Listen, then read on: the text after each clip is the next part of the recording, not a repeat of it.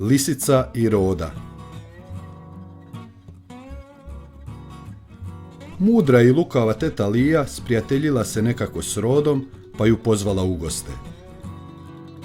Kad je Roda došla lisici, stavi ova predanju u plosnatu pladnju slatke kaše, što ju je razmazala po tanjuru. Roda, videći da ne može iz takova plitka pladnja jesti, učini se kao da nije ni opazila te lisičine šale i pogrde, pa je zamoli da i ona dođe njoj što prije na gozbu, gdje će je gospodski podvoriti. Lisica je mislila da će se Roda osvetiti, pa nije htjela poziva primiti, no Roda ne htjede odustati i lisica napokon obeća. U određeno vrijeme dođe zbilja Lija Rodi. Roda postavi pred nju u jednoj dugovratoj posudi lijepa i tečna mesa. Ugledaj se u mene, poviče Roda, pa jedi kao kod svoje kuće.